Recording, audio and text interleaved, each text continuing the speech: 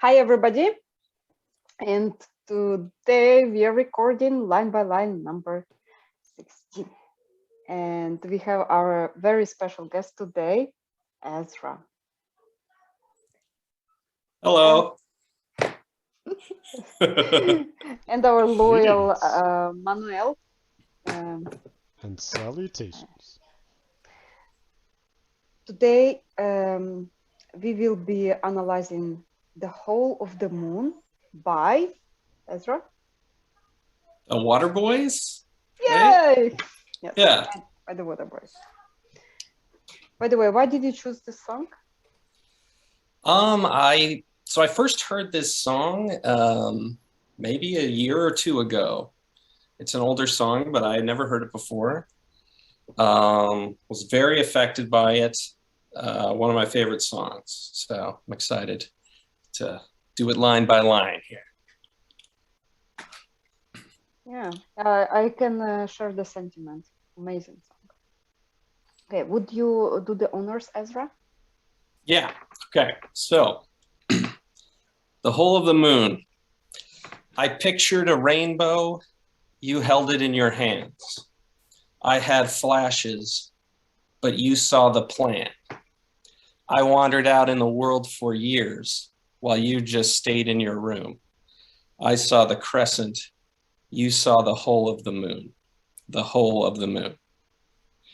You were there in the turnstiles with the wind at your heels. You stretched for the stars. You know how it feels to reach too high, too far, too soon. You saw the whole of the moon. I was grounded while you filled the skies. I was dumbfounded by truth. You cut through lies. I saw the rain-dirty valley. You saw Brigadoon. I saw the crescent. You saw the whole of the moon. I spoke about wings. You just flew. I wondered, I guessed, and I tried. You just knew. I sighed, but you swooned. I saw the crescent. You saw the whole of the moon. The whole of the moon. With a torch in your pocket and the wind at your heels, you climbed on the ladder. You know how it feels to get too high, too far, too soon. You saw the whole of the moon. The whole of the moon. Unicorns and cannonballs, palaces and piers, trumpets, towers, and tenements, wide oceans full of tears, flags, rags, ferry boats, scimitars, and scarves, every precious dream and vision underneath the stars. Yes, you climbed on the ladder with the wind in your sails. You came like a comet, blazing your trail, too high, too far, too soon. You saw the whole of the moon. Wow. Yeah, that's a long one. I love it.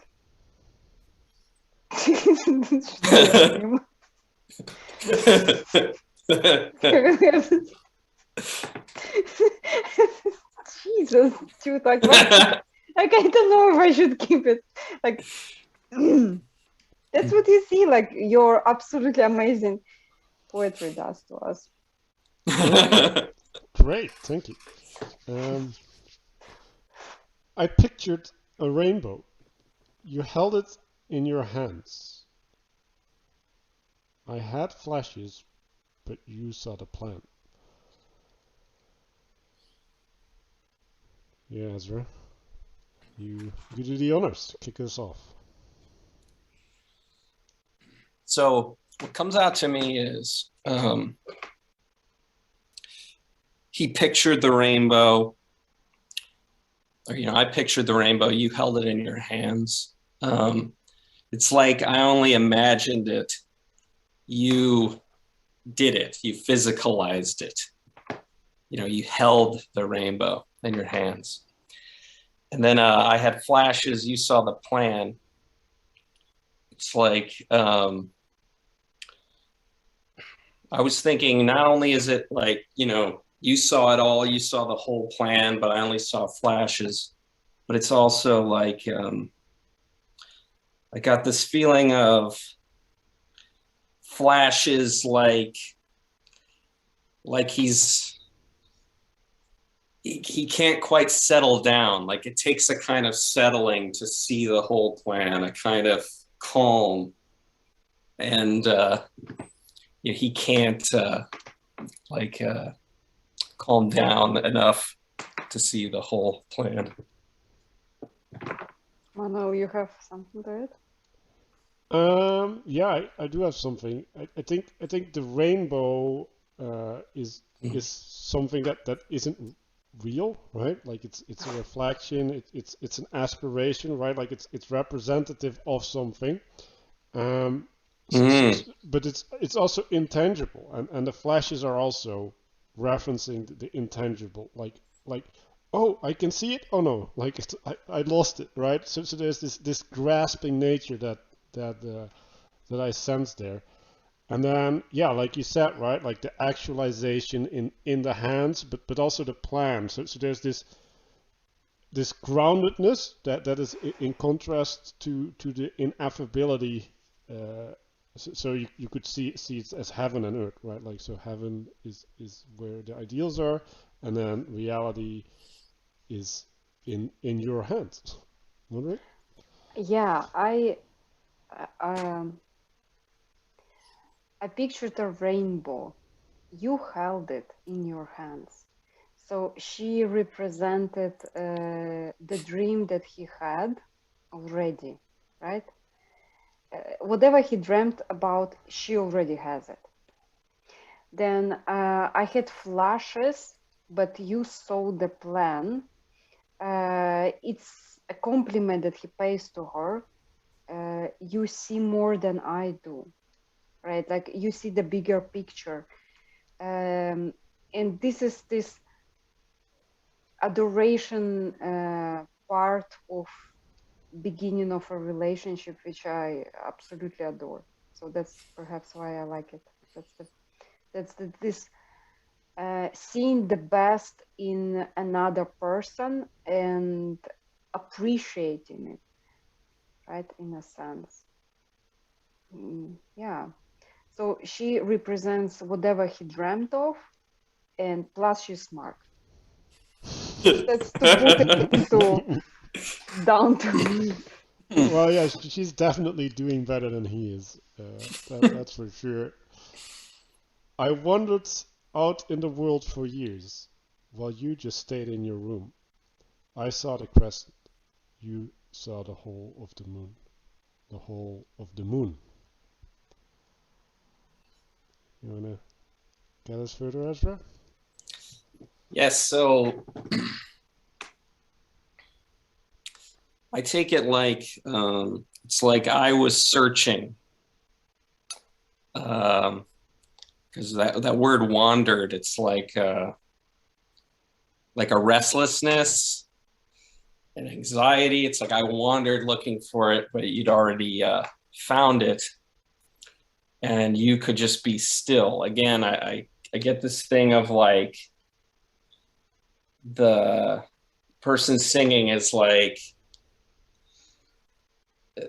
they can't stay in one place. Like they can't accept things as they are. They, you know, and yeah.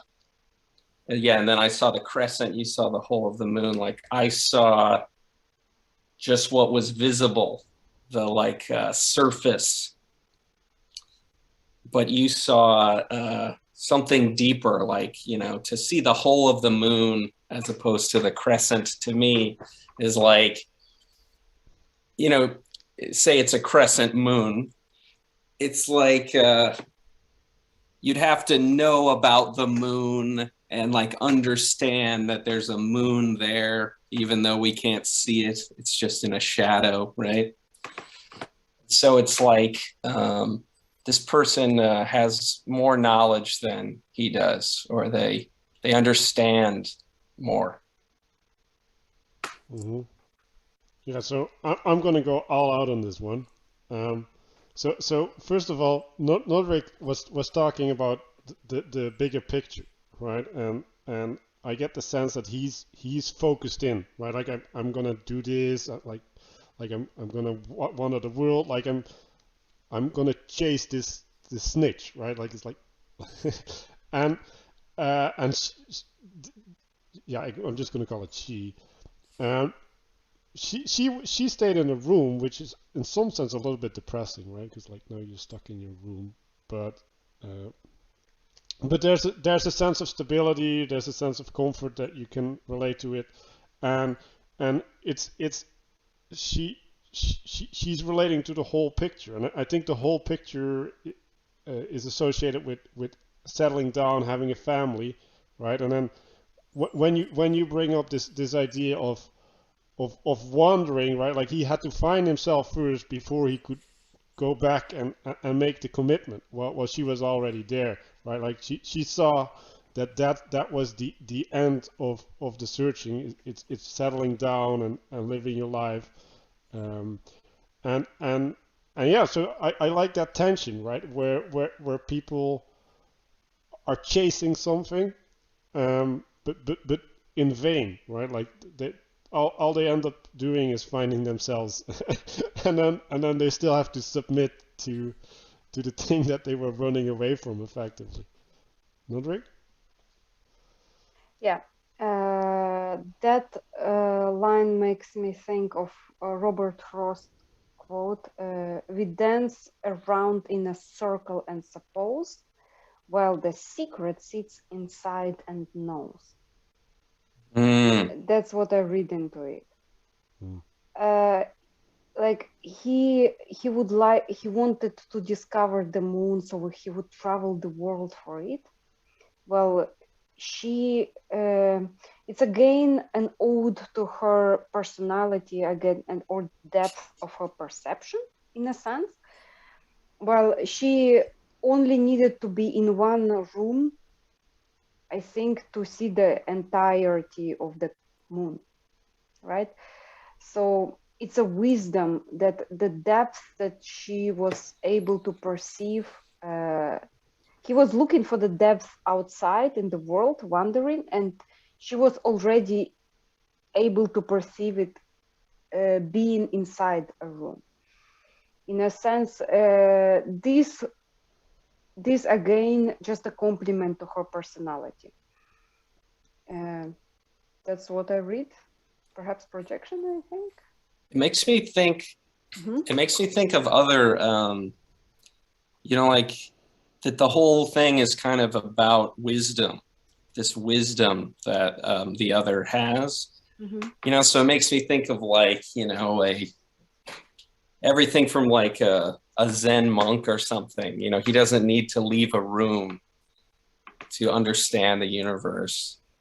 And it's interesting to me that both of you are talking about it like it's like male and female, because I kind of have this thing where if it's a love song, the real test to see if it's a good love song is, could I sing it to myself and I would still like it? Or if I sang it to myself, would I start to feel, gross? So it's like the difference between, a real love song and something that's more erotic. You might not really want to sing to yourself. Anyway, I think of this song. I think of it as a love song, but I think that that a good love song can be almost you could sing to yourself. So I see this as that kind of song where it's like you could almost be singing to a part of yourself, the part that is wiser, that knew more, something like that. I agree. You never heard me singing, so like I can't sing anything to myself. Well, you still can. Yeah, but never enjoy it. What? You should enjoy your voice. Yes. I'm just making a self-deprecating joke. I'm so sorry. So, but no, like I do like this idea, right? That the ability to know the world from your room.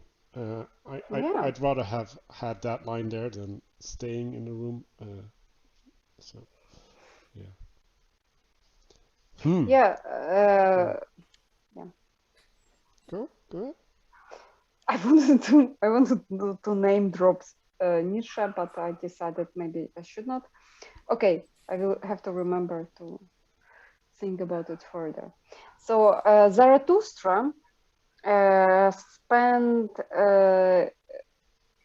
his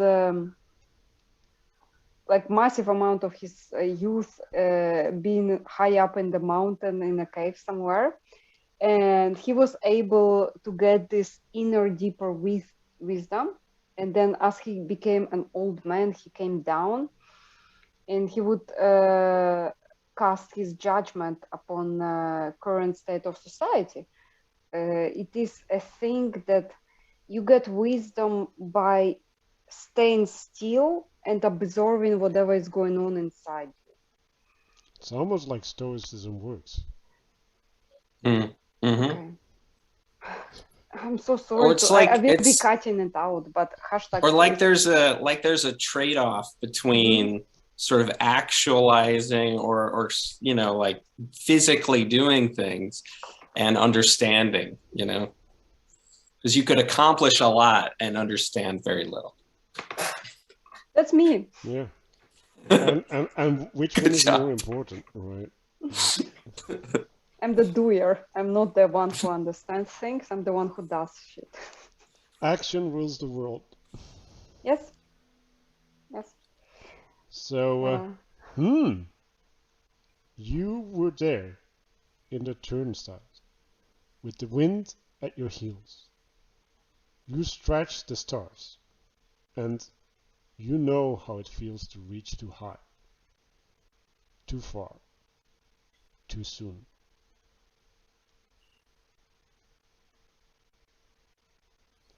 Yeah. So this they're in the turnstiles with the wind at your heels.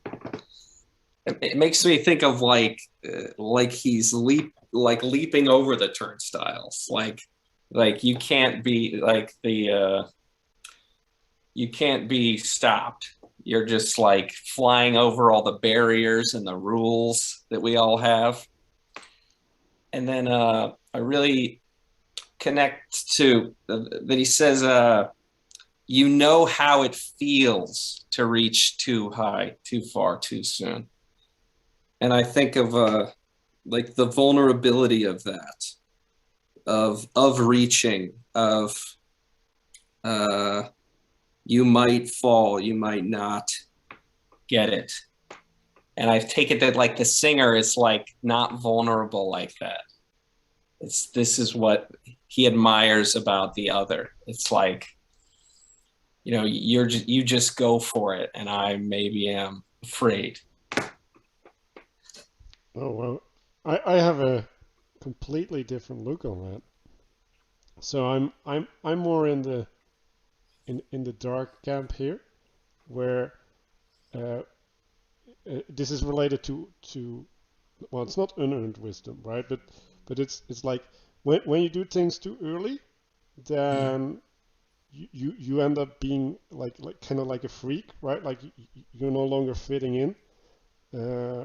Like you have wisdom above your age, and now you're gonna have to live your life among people who don't understand you.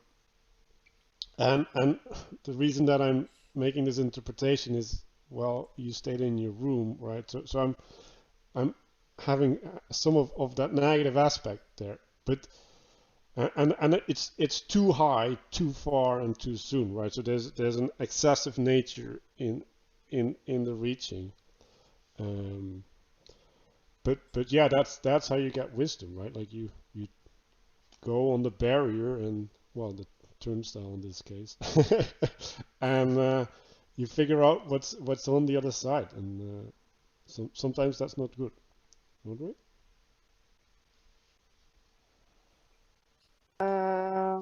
Yeah,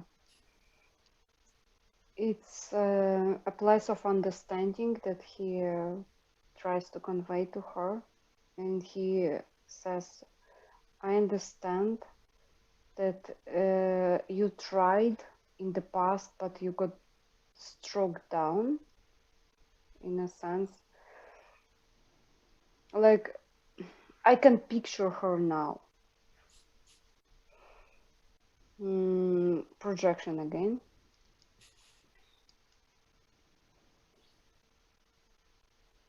She knew what it's like to dream, and she does possess wisdom, according to earlier lines. And she stayed perhaps in her room because she was stricken down because she tried to fly way too high in the past and too soon.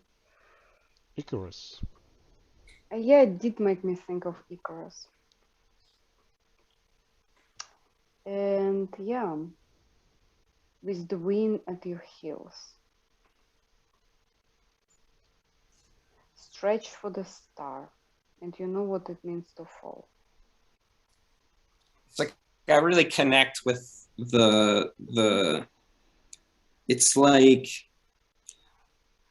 you know, the vulnerability of reaching too high, too far, too soon, the like shaky ground. And then for him to be recognizing the value of this, like this is what he's celebrating. Like, you know how that feels and you did it anyway, kind of a thing. Yeah, that's precious, dude. Like, fuck. I appreciated it. Yeah, there's a sense where it's really definitive of someone's nature, right? Like that you do such a thing, and it is admirable, right? Like it, the the having the aspiration and the trying to live that out. That's how big things happen. So yeah, you saw the whole of the moon while I was grounded. Oh, while? Oh, that's the next line. Yeah, it says, yeah. I was grounded while you filled the skies. I was dumbfounded by truth.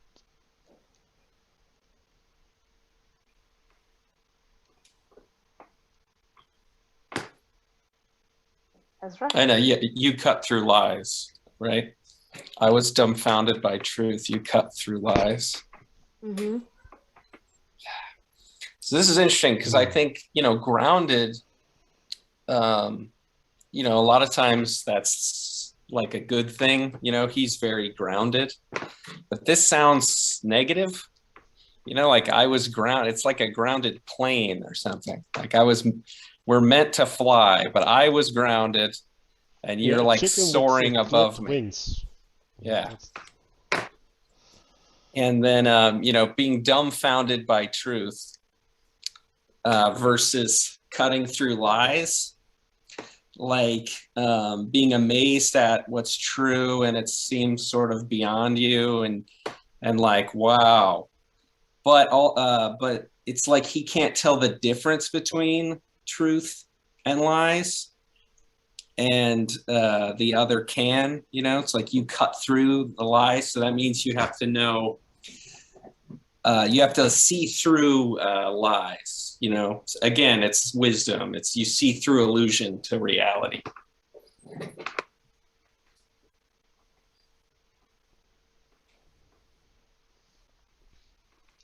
Yeah, so it is a sense of encompassing, right? The filling the skies, the whole of the moon, right? Like there's a wholeness, and the groundedness is being separated from the wholeness.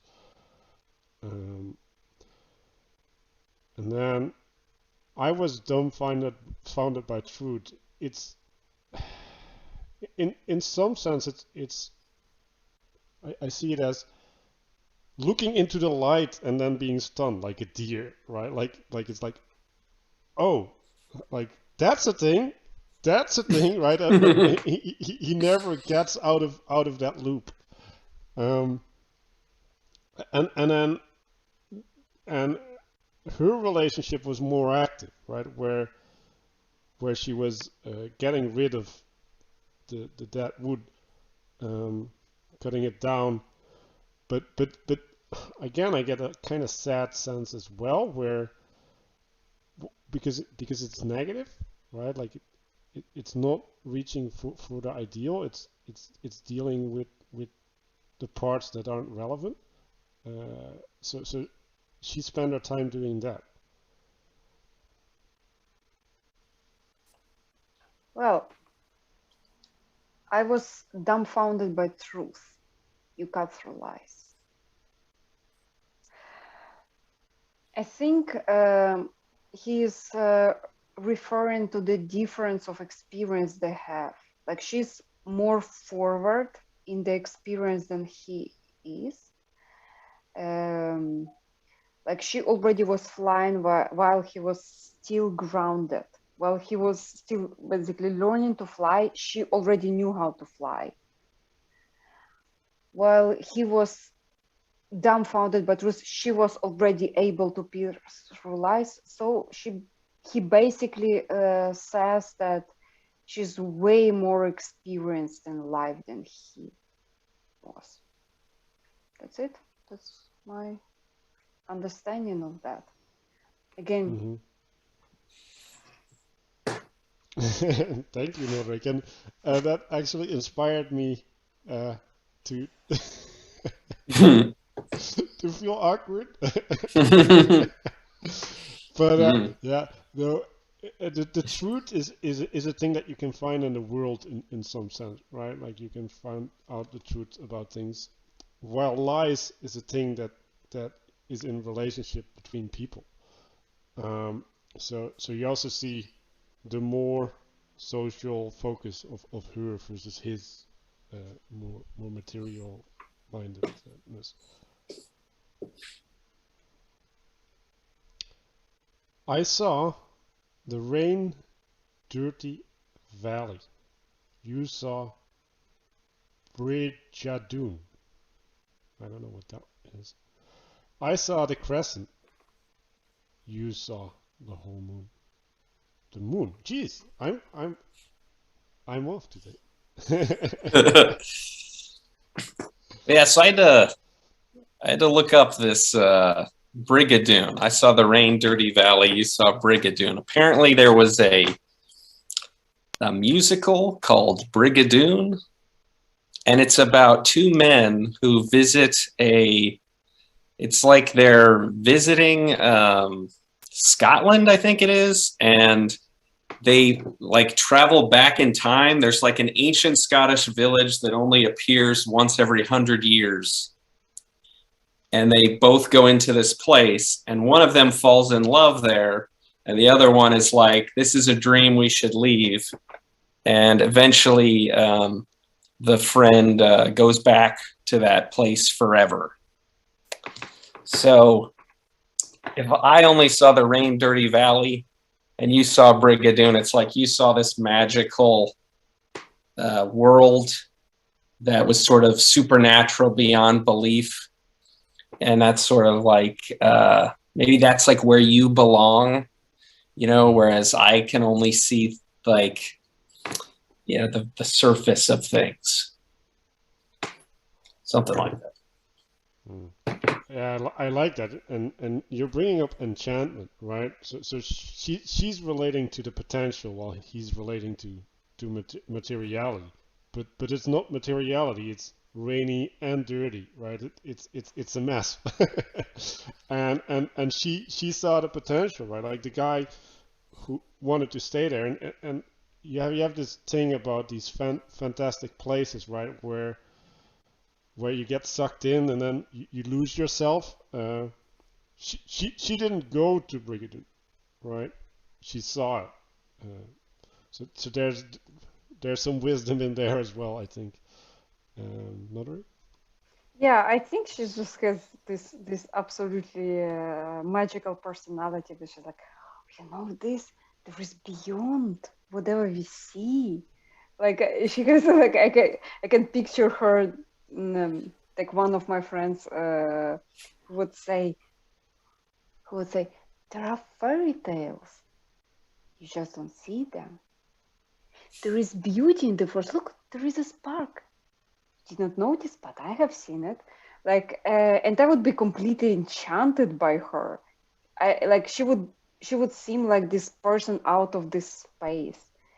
And this is a magical feeling of absolute adoration for somebody. And again, I see it in that song. So he sees her as the person who sees beyond whatever he sees. And again, fuck, beautiful song. Yeah, and I also get the sense that he sees her as his axis, right? Like she's the one that's supposed to guide him in.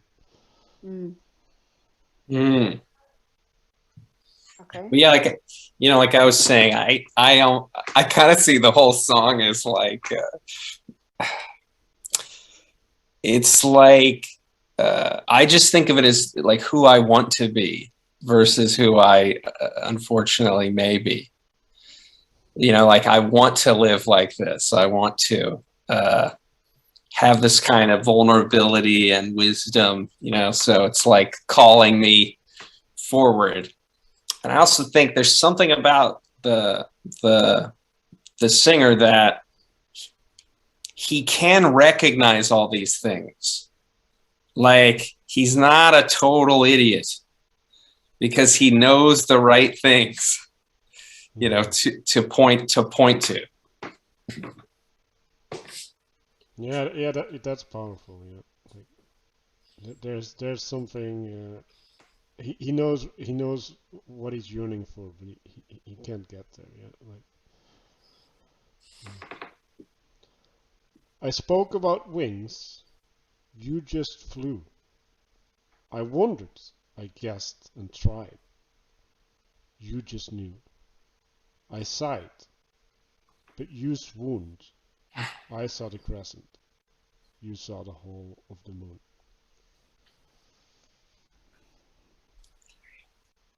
So my favorite line of this entire song is I sighed, but you swooned. And,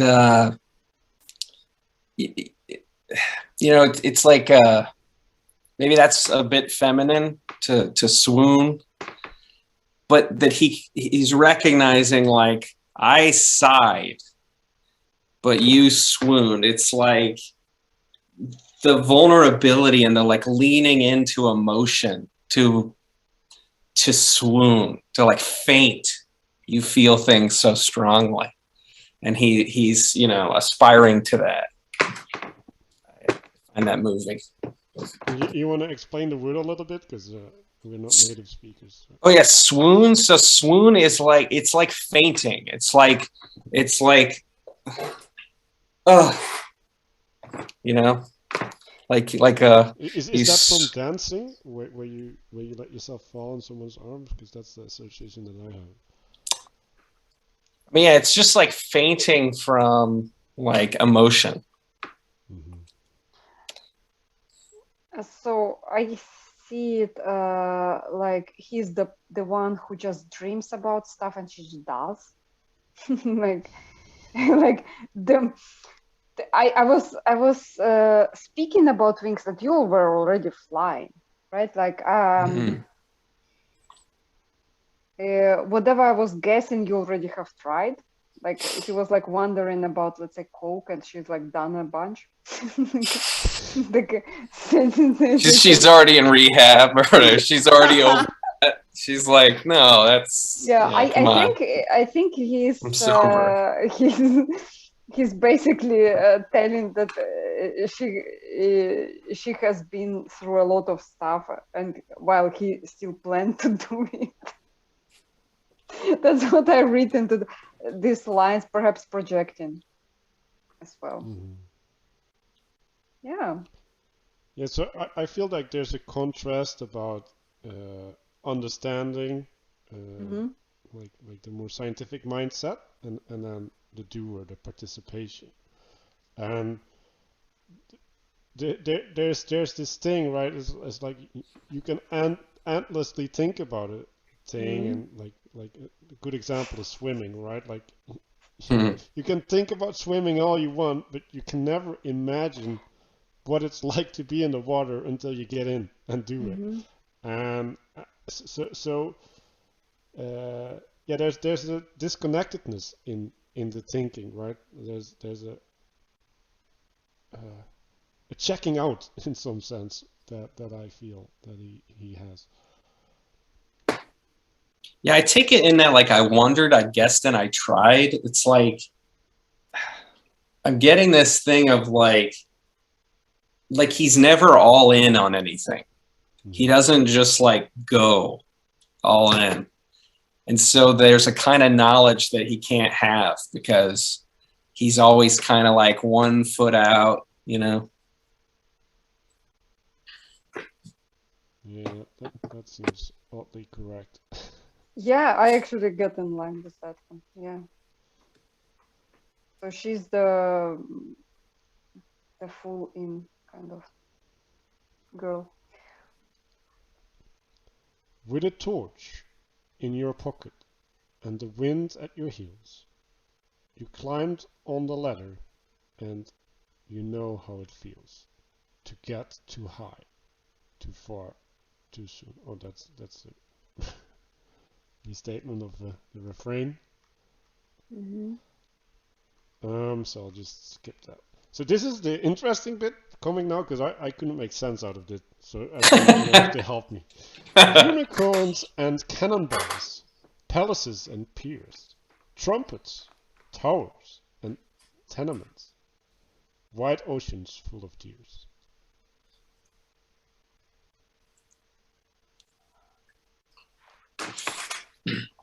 So yeah, I did notice one thing. It's like he changes up that refrain. Like now there's a torch in your pocket and you're climbing on the ladder. It's like that sounds even more dangerous, you know? Now I'm imagining like climbing a ladder and the wind's at your heels, so it's like it's windy and you're up on this ladder and your torch is in your pocket, which I don't know if that's like a literal like burning torch, but it sounds, even riskier. And yeah, and then we go into this this other section with the unicorns and cannonballs, palaces, piers. I take this like it's kind of revealed in this section that the person that he's singing about is like an imaginative person. Maybe that's what they were doing in their room before. It's like this is somebody who's so imaginative that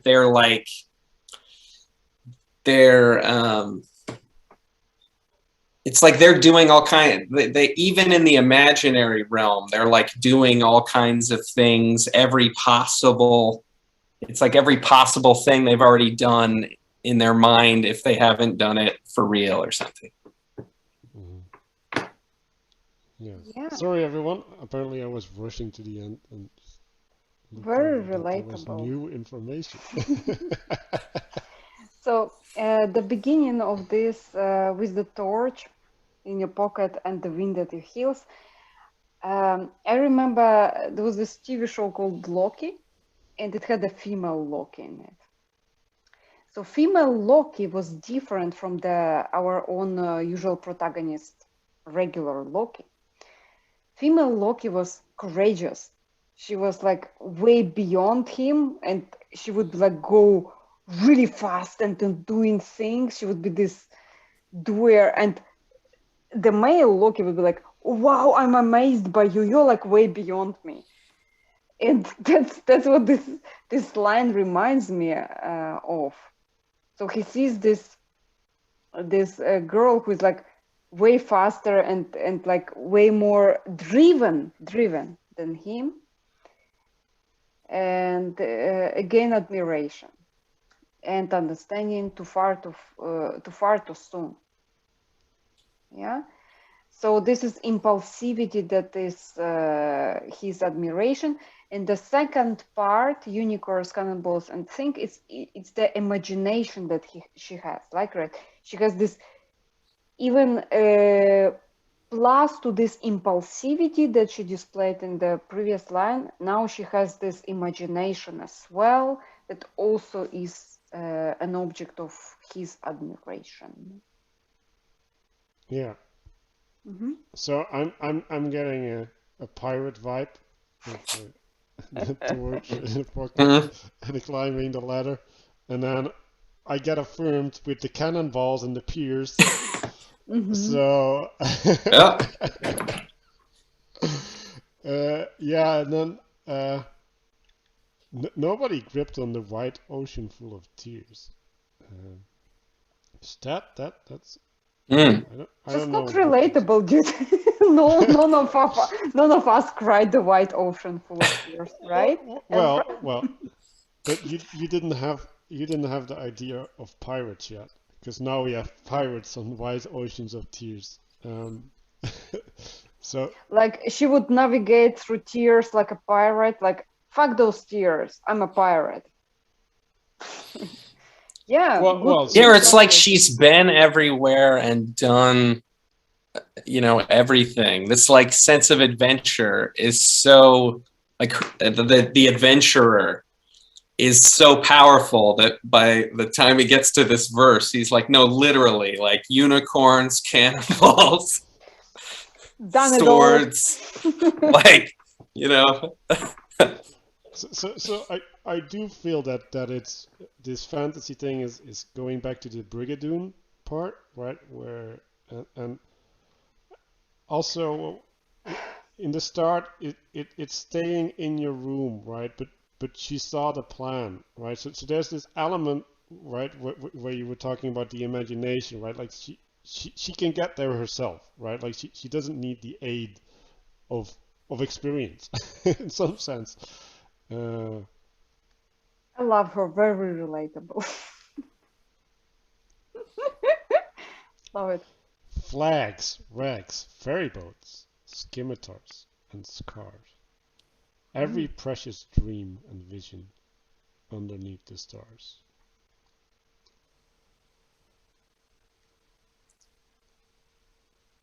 Right, it's like everything. She, yeah, I take it like that it might, this is a songwriter singing, so I'm imagining that it's like about another creative person, another writer, and it's like they're so far beyond. They're like going all these places in their art that, he's sort of like writing about, what's right in front of his face.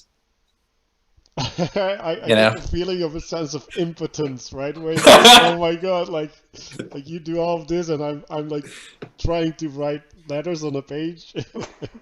Oh yeah, it makes you feel like it's like a little kid, like chasing trying to hang out with older people. It's like, oh, they're so far beyond me. Yeah. I don't know. I just see the girl like me. What? Like, why you surprised you guys like that? Like, that's our point of view. Right? And this all of this is so natural. Like, why can't you get? Aren't you with me with flags and they're like, yeah, let's go. Like, That's so funny. Surprising at all? Yes, you climbed the ladder with the wind in your sails. You came like a comet, blazing your trail too high, too far, too soon. You saw the whole of the moon. Yeah.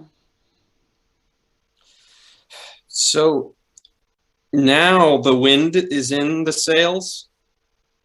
So it's like that's a little bit of a change from before. So it's not the wind at the heels now, it's the wind in your sails. So because earlier the wind was like, I was getting this idea of vulnerability from this, like climbing the ladder in the wind. But now it's like that same wind that maybe the singer is, he's scared. He'd be scared to go up there and climb up there. The same wind can, fill your sails and carry you, and then you go far beyond. And then you came like a comet blazing your trail is it's interesting because now there's even more of a connection with like the moon is like a celestial object, and now it's like you're like a celestial object. You know, you blazed your trail like a comet. So again, it makes me think of something like I almost get a religious, spiritual connection to this song of like the higher wisdom that I aspire to, the kind of life one aspires to live. It's like he could be singing to imagination itself, you know, or to wisdom itself or something, you know. The ideal person. I don't know if wisdom would climb with a torch in his pocket, but Dude, you don't know other people's dreams, perhaps? yeah, that's true. Maybe that's the way to live, and I just don't know it. Yeah, maybe that's the way to live. That's true. I have this idea that this torch is the thing that's turning into the burning comet. Yeah. I think she's just like very driven in a sense, and whatever she does is just like way too fast for anybody else to comprehend. She's like, let's do it, like that Peepy girl from what was this book? Yeah, People Long. Say Long Stockings is in English. Long Stockings. Yeah, like this Peepy girl.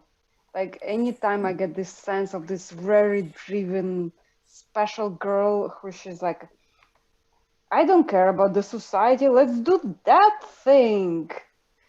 Yeah. You came like a comet blazing. Although too far, too soon. She got hurt, and that's the place where he found her. In a sense, he keeps repeating too far and too soon. Like she really good, like she would go like this comet, yes, and then she would like be hit against the wall, and then she would be like laying in her room, and he's like, yes, you are too far and too soon, but I admire you. Naked on the floor, crying. Yes, and I still stand by whatever I said in that video. That's the driven It's part. not even in this song, but okay. Yeah, it's in a previous song. Please, guys, check out our line by line torn with Natalie Imbruglia. That's the one we're referencing. So I do get the sense that there's this this increase in agency or self-determination, right? Like there's this fumbledness in the start that gets into more power, more the wind in the sails, right? Like there's this increase in like it's not only blowing against your heels, it's like you actually have a way to capture it, right? And we're talking about it in relation to wisdom, and maybe the too high, too far, too soon is the contrast, right? Where it's like, well, if you play at high stakes, you're gonna pay high prices.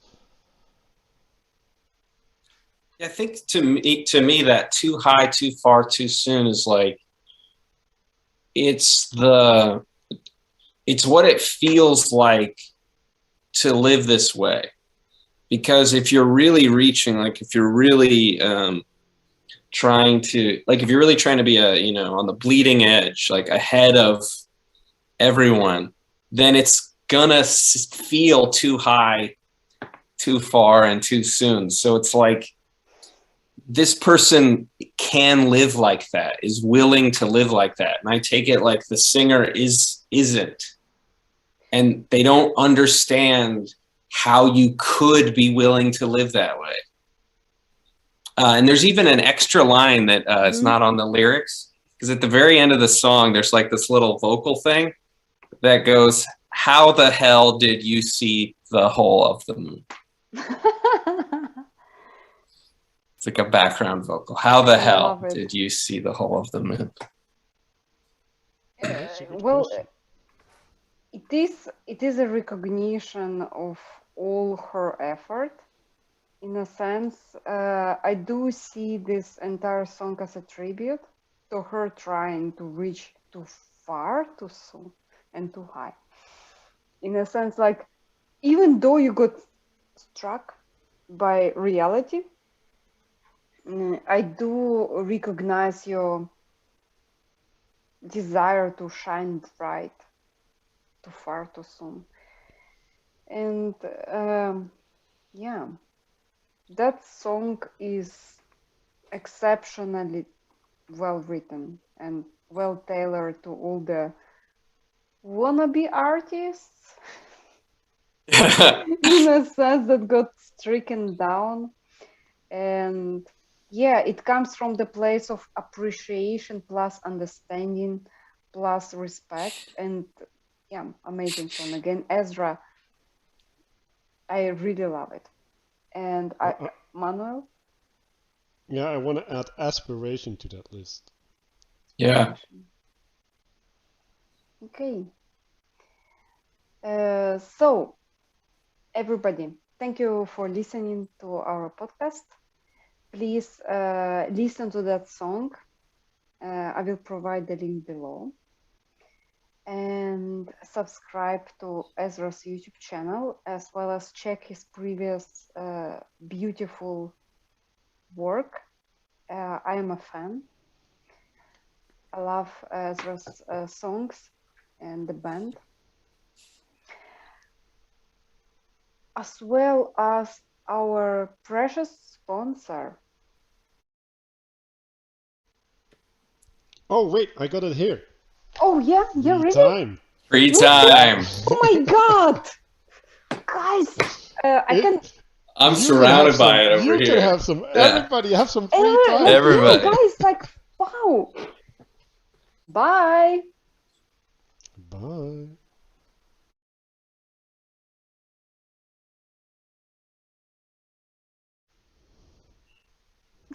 Okay. Since we are cutting out that part, I will like Manuel, you should start like, dude.